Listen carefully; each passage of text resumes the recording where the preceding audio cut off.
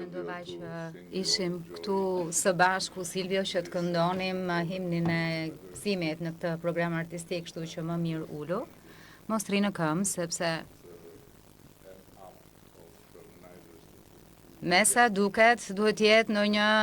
lëmsh i organizatorëve për të vendosur dy veta në podium. Dashur miq të pranishëm, përfaqësues të trupit diplomatik dhe bashkarisht të gjithë miq të Europës. Ka diçka shëmbëllyese në faktin që Dita e Europës në Shqipëri hapet si një sipar i një jave të gjatë kulturore dhe as pak rastësisht mes njerëzve që shohin botën jo vetëm siç është, por edhe siç mund të jetë. Sepse në fundit vetë Europa ka lindur pikërisht nga një akt i fuqishëm imagjinate dhe aftësie për të besuar se deri edhe pas luftrave më gjakatare e përtej maleve më të pak kapërcyeshme të ngritura me viktima mes kombeve, mund të ketë jo thjesht shpresë, po ardhmëri të përbashkët në paqe për armiqtë e përbetuar ndaj njëri tjetrit. Që të imagjinoj dhe të gjendej aftësia për të ndërtuar mbi detin e gjakut të luftës së dytë botërore, një hapësirë gjeografike pa kufi ndërshtetëror, ku popujt të mos jetonin më kundër njëri tjetrit, po bashkë me njëri tjetrin, lidhur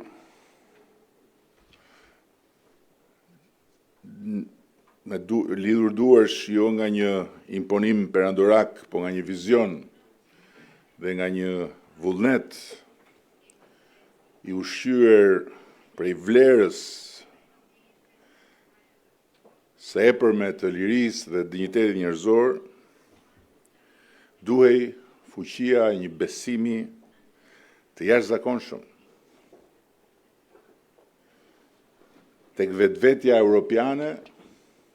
e paqebërsve, të cilët ishin patriot të paepur, po edhe europian të palëkundshëm. Ka disa data në histori që janë dritare të hapura, për të cilave fati i kombeve shihet si në një triptik, ku e shkuara, e tashmja dhe ardhmja paraqiten me një kthjellësi magjepsëse. 9 maj i Europës është pikërisht një prej atyre datave. Një ditë që lindi nga hiri i një zjarri shkatrimtar dhe u kthye në simbolin më të fuqishëm të guximit politik. 9 maj nuk kremton krijesën më të jashtëzakonshme të historisë politikës, e cila është Bashkimi Evropian, po kremton vetë Europën si djep kulturash dhe historish, të kthyer në burimin e një paqeje shumbullore mes të ndryshmish që bashkëjetojnë, bashkëpunojnë dhe bashkëudhtojnë si të barabartë, duke pranuar si të mirëqënë faktin se liria dhe dinjiteti njerëzor nuk negociohen. Natyrisht që kjo që po jetojmë nuk është një kohë e mirë për Europën, po as për botën. Është një kohë e vranët, siç është dita sot, ku tundimi për të mbyllur brenda mureve të shtëpisë është i fortë, ku frika nga rrebeshet e të kurrë, optimizmin dhe rrit pasigurinë, dhe ku dielli duket sikur s'ka ndërmend të rikthehet. Por kjo është njëkohësisht koha kur më shumë se sa asnjëherë libri i historisë së Europës është aty për t'i ardhur në ndihmë kujdo që do të kuptoj në radhë të parë se çfarë nuk duhet bërë. Mbyllja brenda mureve, frika dhe pesimizmi, humbja e besimit tek projekti madhështor i Europës Bashkuar dhe tek vlerat themeltare të tij, ndjellin keq jo thjesht për Europën apo Bashkimin Evropian, po ndjellin keq për çdo popull dhe çdo shtet evropian nesër. Për ne shqiptarët, Europa mbetet edhe në këtë kohë të vranët, ajo që ka qenë kur nuk ishte dot e arritshme, përveç se përmes atyre valve të dopta që antenat ilegale sillnin nga jashtë Shqipërisë në ekranet e vegjël, bardhëzit televizorëve jo të shumt. Europa për ne mbetet një ëndër dhe një tokë e premtuar, një amanet i patjetërsueshëm kombëtar dhe një mision i pandryshueshëm politik, jo sepse ne jemi naiv, as sepse ne kemi iluzione, por sepse ne e dim fort mirë. Dhe më lejoni ta them, ne e dim më mirë se sa kushdo tjetër në këtë kontinent se çfarë do të thotë të jetosh i izoluar dhe i rrethuar me mure për të mbrojtur nga Europa. Askund tjetër në Europën e sotme nuk mund të ndodhë që një parti politike të dalin fushat me flamurin e Bashkimit Evropian, të kërkoj vota me premtimin e bashkimit me Europën dhe të fitoj një shumicë të cilësuar për të zbatuar pa humbje kohe të gjitha detyrat që dalin nga negociatat për anëtarësim me Bashkimin Evropian. Kjo mund të ndodhë vetëm në Shqipëri. Dhe përsëris, jo sepse ne jemi naiv, apo pse kemi iluzione, por sepse ne e ndjejmë deri në palc vlerën e paçmuar të Europës, të qenit evropian dhe nga ana tjetër të pasurit mundësinë e të jetuarit në Bashkimin Evropian. Dje ne patëm një ngjarje të shënuar për Shqipërinë, e cila do ishte pa imagjinueshme deri pak vite më parë, preludin e Kongresit Botëror të Ligjit që do të mbahet vitin e ardhshëm pikërisht në Shqipëri. Një platformë që buron nga një histori jashtëzakonisht e bukur edhe kuptimplot, e shkruar nga njerëzit e ligjit, të cilët janë bërë bashkë dhe i japin përmes kësaj platforme zë nevojës themelore për sundimin e ligjit.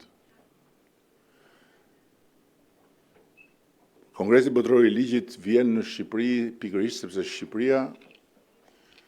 është bërë një pikë referimi në bazë të shprehjes së një vullneti të hekurt për të vetvendosur nën sundimin e ligjit, duke bërë një reformë në drejtësi, e cila nuk ka të dytë në rajonin tonë, dhe e cila është shpreha më kuptimplot e angazhimit tonë për ta bërë Shqipërinë jo një vend që të shkojë në Bashkimin Evropian, po një vend ku Bashkimi Evropian të bëhet pjesë e pandarë. Dhe do t'ishte absolutisht e pamundur që ne ta ndërmerrnim e jo më pastaj ta çonim përpara dhe ta zbatonim hap pas hapi me të gjitha vështirësitë e kuptueshme një reformë të tillë, nëse ne nuk do të kishim Europën si ëndër dhe si tokë të premtuar, si amanet të patjetërsueshëm dhe si mision të pazëvendësueshëm, e nga ana tjetër nëse nuk do të kishim Bashkimin Evropian si një partner të pandar në këtë rrugë ku dia e Bashkimit Evropian e transferuar drejt nesh për mënyrën se si një vend mund të kthehet në një arkitekturë institucionesh dhe se si mund ngrej një pushtet pavarur drejtësie, është diçka që as nuk mund të blihet, as nuk mund të zëvendësohet dhe as nuk mund të imagjinohet jashtë perimetrit të Europës. Kështu që nëse ne sot jemi besimplot për ecurinë e këtij procesi dhe nëse sot shqiptarët kanë një arsye themelore për të besuar se ky proces është i pakthyeshëm, kjo lidhet me pikërisht ecjen dorë për dorë me Bashkimin Evropian. Bashkimi Evropian dhe të qenit pjesë e tij është njëkohësisht një garanci. Shumë kush e pikturon Bashkimin Evropian si një pengesë, e pikturon Bashkimin Evropian si një barë, e pikturon Bashkimin Evropian si një perimetër që nuk të lejon të marrësh frymëlirisht, por nuk ka gjë më larg të vërtetës dhe nuk ka gjë më të gabuar, sepse në fakt Bashkimi Evropian garanton perimetrin e shtetit të drejtës. Dhe shteti i drejtës nuk mund të negociohet, por vetëm të respektohet kur e ke dhe të ndërtohet kur nuk e ke. Kështu që në këtë ditë të Europës, në këtë ditë që kremton jo thjesht Bashkimin Evropian, por Europën, si djep kulturash dhe vullnetesh, unë dua ta nënvizoj me forcë që shqiptarët janë në ditën e tyre më të mirë, por njëkohësisht janë sot në një kohë kur bekimi i të qenit pranë Europës së Bashkuar është njëkohësisht një garanci e të qenit në një rrugë pakthim. Natyrisht që kjo rrugë ka të përpjeta, ka të tatpjeta, ka momente më të mira, ka momente më të vështira, por kjo është një rrugë pakthim. Dhe për këtë unë dua të nderoj